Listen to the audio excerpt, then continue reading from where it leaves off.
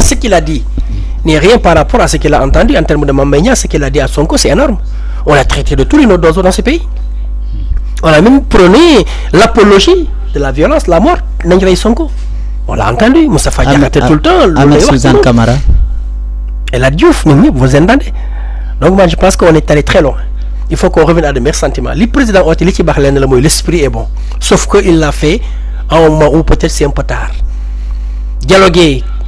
à quelques jours des élections, ça ne me semble pas pertinent. C'est la 4e fois que le président de la République convoque le dialogue. Ouais. Il l'avait convoqué en 2016. Il l'avait convoqué en 2021, si je ne me trompe. Ouais. Il l'avait convoqué récemment, le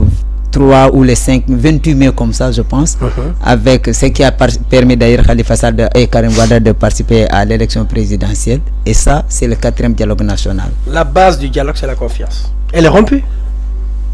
Il y a un proverbe qui dit qu'il n'y a pas de confidence sans confiance. Si je n'ai pas confiance en vous, vous pensez que je vais me confier à vous? Non. Jamais. Le président de la République nous a habitués quand même à ça.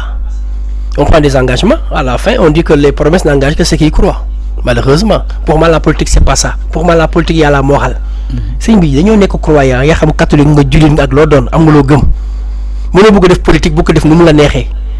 nit ki mënul def lu ko neex kañ la ko neex tout le temps ce n'est pas possible confiance boobu nag moo amul moo tax loogul oote na kenn ñëwul parce que les gens ont peur.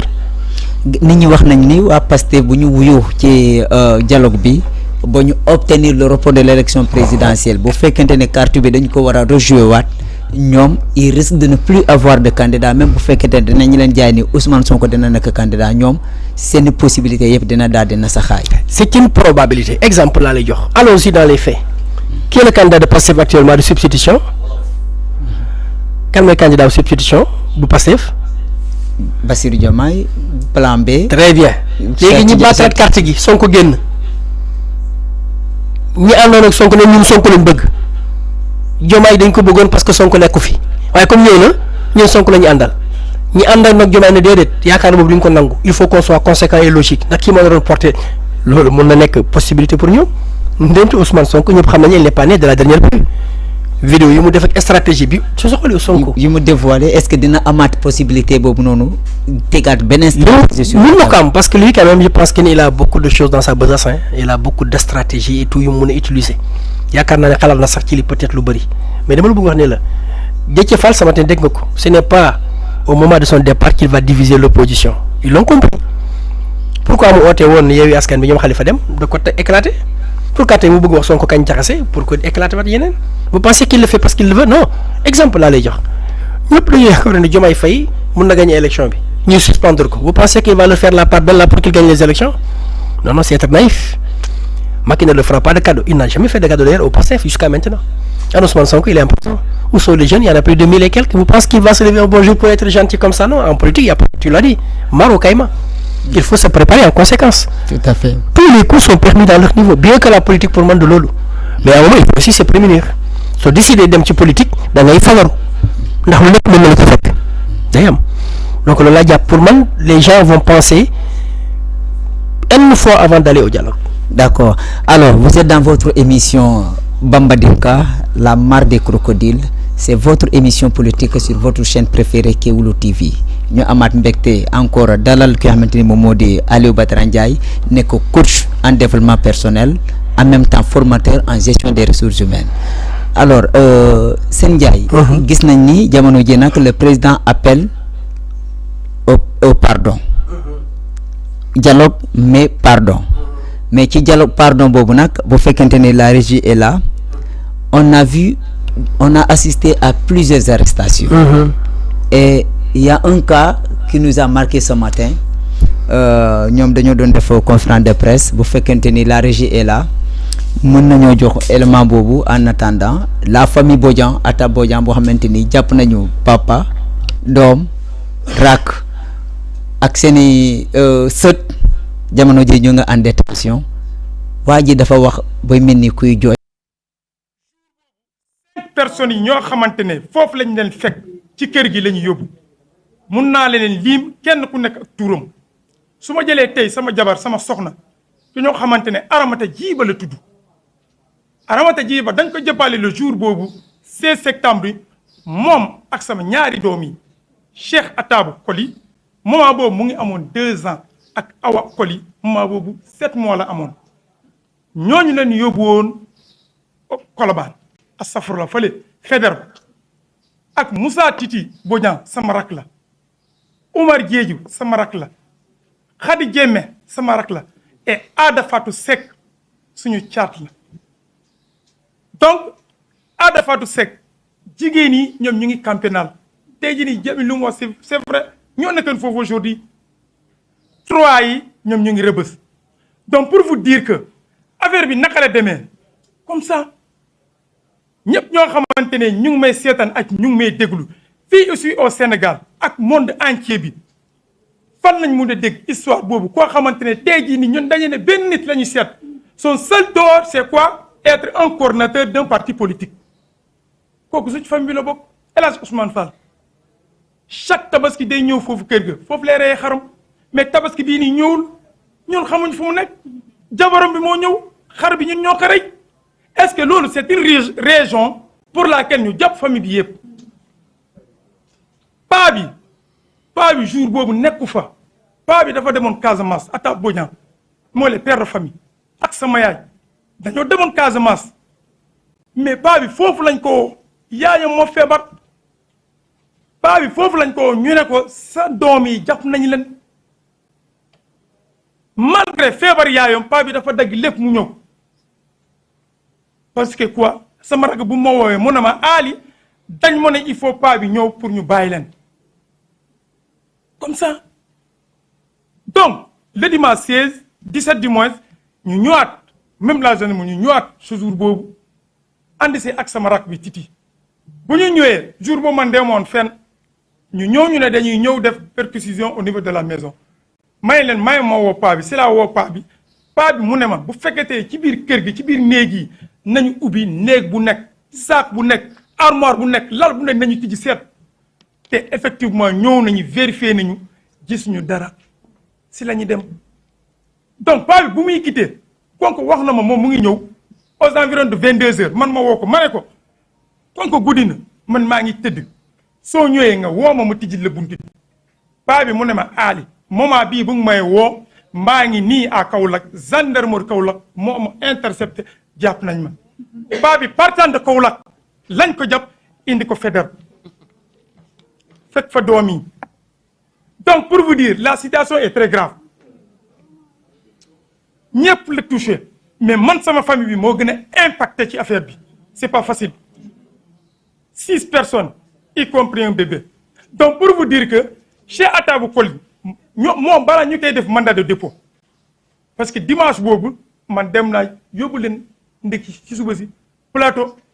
bu ma demee xale bi mu ne day ñibbi bu ma gisee papa man demee ñibbi di jooy di def lu ne mais ku ma fekkoon foofu moo ma ne xale bii nii munoo ko yóbbu xale bi di yow yaa ko indi fii kayit moo koy jëlee fii mais toujours yàlla la muy def xale bi di jooy ma nax ko ba ma ne ko bàyyi ma dem jënd la benn affaire ma ñëw si la continuer dem ñibbi ci ngoon si ma yóbbu leen an yàlla tamit def parce que nit ñi bokkuñu ma fekk foofu keneen solul te ni xaw ma ko moom bu mu gisee xale bi peut-être yaramam bi daw si la ne mais xale bi kan mooy papam xanaa papa ji di yóbbu xale bi ma ne ko ah xale bi man maay papam mais xale bi dañu ma ne il faut kayit moo koy jëlee fii mu ne ma ah ma ne ko waaw si la ne ku toogoon foofu léegi vérifier ci registre bi est-ce que amul dara lu ñu bindi foofu ci xale bi waa ji si la vérifier mu xool mu ne non moom si la wàcc dem taxaw fële mu ñëwaat mu ne ma ah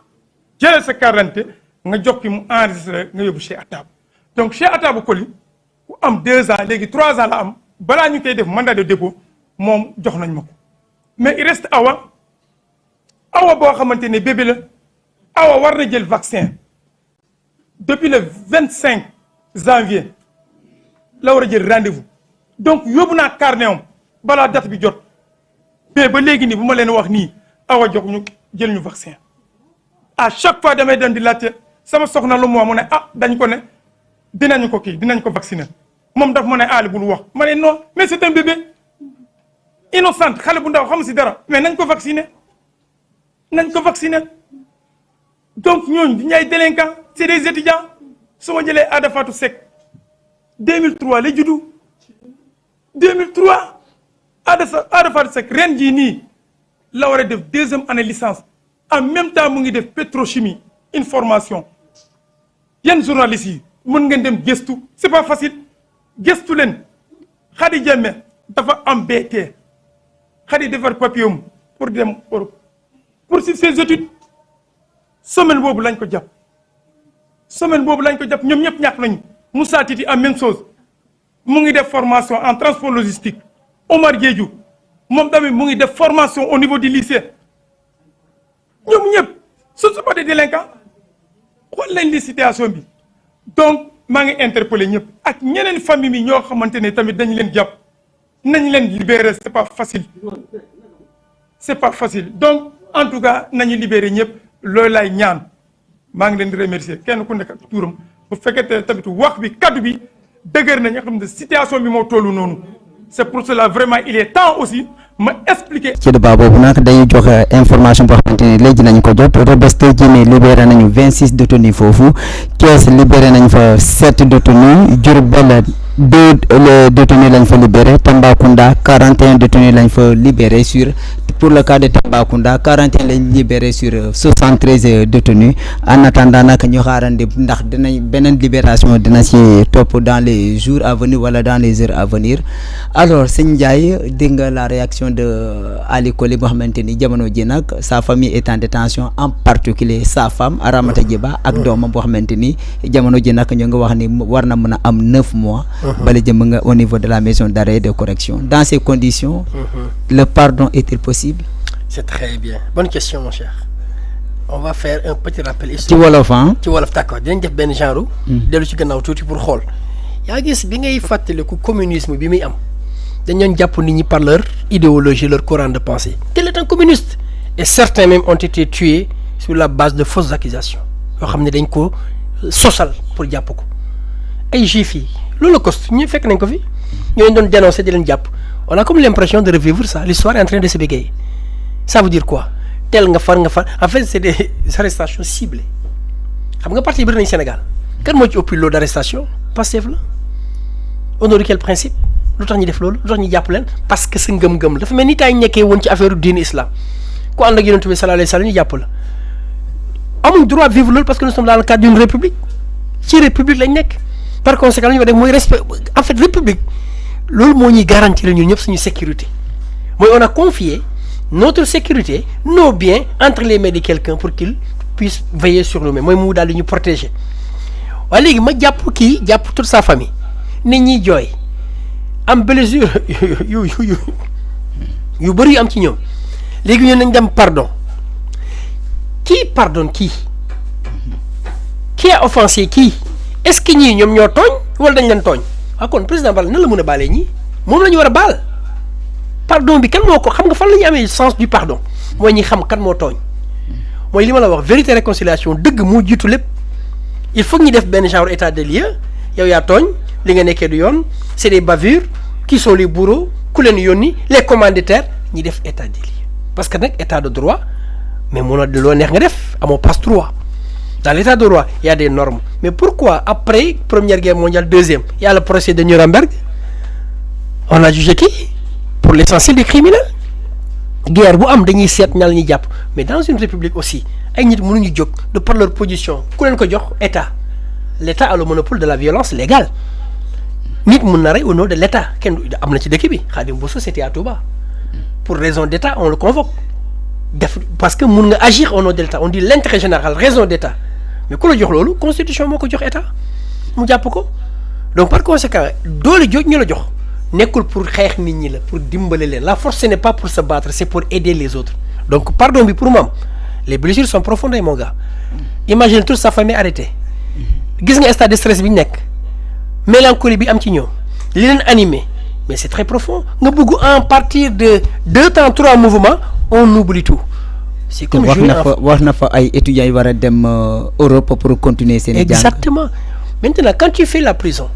on te prend 8 mois 1 an de ta vie qui va te les rembourser est-ce que ces gens-là sont prêts pour le pardon qui parle à leur nom et qui a cette légitimité pour le faire mon gars en fait s'arroge des droits qu'on n'a pas qui nous donne ces droits-là yow lan ka moo la jox sañ-sañu wax à la place de ces gens-là amoo ko non non non qui t'a mandaté personne donc président moom daf ñu tooñ wala ñoo ko tooñ kon kan lay baal dafa war a baalu et non l'inverse. Alors on a vu la famille le collectif des familles des victimes ak ñi nga xamante ñoom ñoo di ci boppam les détenus ñi nga xamante ni libéré nañu leen di wax ne ñun bëgguñu amnistie. dëgg la à qui profite cette amnistie. mais xam nga amnistie suñ koy wax xam nga loolu yëpp gis nañ ko ci àdduna nekkul lu bees on n'invente pas la roue mais il y avait des cas précis génocide rwandais am na fi on a tué beaucoup de gens. ci wolof. day na ñu bëri bu ñu demee génocide ci Rwanda rey ñu bëri ci lan booti ko xeet mais pour aller ci benn genre apaisement dépassement pas oubli hein le pardon n'est pas l'oubli hein peut-être que le président aussi mën nañ ko jox cours ci loolu le pardon nekkul lu ñuy décréter nii rek dafa am processus bu muy jaar ñu bëri wax nañ ci ñoom Desmond Tutu ils l'ont écrit tout là au niveau de l'Afrique du Sud parce que soo bëggee tamit ay mbir nga koy jàngat da ngay xool ñun ñoo gën a dund tool ñetti pays ñoo gën a sonn ci affaire rayante Afrique du Sud bokk na ci ndax apartheid soo demee Israël Palestine bokk nañ ci xam nga beneen bi fan la Finlande lay nekk Irlande du Nord Irlande du Sud dañoo yàgg rayante ñooñu xam nañ lan mooy pardon parce que dañoo dem ba xam ne mënatuñu dëkkee nii foo ñu def sens du pardon Israël Palestine nekkee y a des gens des apôtres de la paix là-bas hein, des gens qui veulent la paix ñooñu suñu waxee pardon di nga xam pardon mooy lan parce que dañ ko dund mais dafa yomb tey mu soo xam yenn yi nga teg ko nit ay services par jóg na ko bon c'est pas grave en fait c'est trop prétentieux de vouloir s'attribuer ces prérogatives là nga jékki-jékki rek ne dañuy baale non pour baale am dañuy xam dëgg ba pare suñu xamee dëgg nag après ñu doog a wax nag baal naa la mais baale boobu nag duñu ko def dans l'esprit d'oublier dañ koy def dans l'esprit de tout simplement réparer les dommages qui ont été causés sur le plan matériel sur le plan physique et même sur autre chose hein nekkul xaalis ak ay gaañu-gaañu rek en termes de carrière la prise en charge dafa bëri ci loolu prisonniers yi génn kan moo leen jël en charge waa Pastef ñoo ko pourtant c'est le rôle de l'État des jeunes qui n'ont jamais été préparés à ça gis nañ les conditions de la détention moom fii su ñu fi tëjoon ñun pendant un mois on va déprimer et pourtant les conditions sont correctes et pourtant la prison c'est loin d'être ces conditions là donc dafa am préparation bu war sëñ bi baale nekkul lu ñuy wax nii rek y'a preuve maa yow mën nañ jàppante est-ce que benn mën na jékki-jékki ne baal naa leen benn en quoi ça le concerne sama diggante yow ba muy wax baal naa leen il peut être un facilitateur du pardon mais maag yow yi ñuy xool ku tooñ ba pare ñooy lu maa tooñ te suñ dundee daf ñuy jàngal ne yaa gis nit su tooñee da nga koy dimbale ñu ne naka nga wax ko yaa tooñ donc fii balaa ñuy baale dañuy wax kan moo ñu tooñ ba pare te lu ñuy jàpp asag lu ñun ñëpp dañ ne président moom moo tooñ nit ñi ndax moo xëy daal di interrompre suñu processus bu waroon def daf ñu tooñ ñun même waxuma ñun tëjan daf ñu tooñ sur le plan respect sur le plan considération on est la régie du monde mon gars ñu doon joxe leçon tey on va se faire très petit et se taire parce qu'on a plus de leçons à donner à personne à cause de quoi d'une seule personne donc loolu suñ ci yeggee ça pose un souci mon gars pardon bi baax na mais les préalables on l'a pas encore respecté. Alors, je rappelle à nos fidèles internautes que vous êtes sur votre premier numéro qui est émission Bambadinka, la marée des crocodiles. En chaîne politique, Diamono Djenak Sénégal, depuis un certain temps, la tension sociopolitique et judiciaire même est très montée et ça fait plaisir aussi de recevoir ce plateau Ben Jaloum Boubacar. Wa alaykoum salam. Bienvenue. Studio Kéwoulo, voilà. Exactement. Mon co-débatteur Aliou Badara Ndiaye. Très content de le revoir. C'est partagé Ben. On avait fait une bonne émission l'autre fois. Ah hier ouais c'est ça. Je pense que ça gagne pas mon retard oui. Ah, mon solo. Sortez de chez moi le temps d'arriver avec le transport et tout ça. Tout à fait. dëgg la Ben. Alors, comme nous on a vu depuis un certain temps le président de la République Macky Sall dafa ñëw au pouvoir en 2012 2019 mu organiser élection 2024 mu télé pour organiser élection jamono ji nag mu ngi wax au lieu de l'organisation de l'élection présidentielle mu ngi wax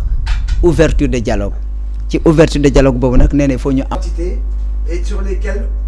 sur lesquels on n'a pas distribué leur carte d'identité. Vous voyez ce que je veux dire?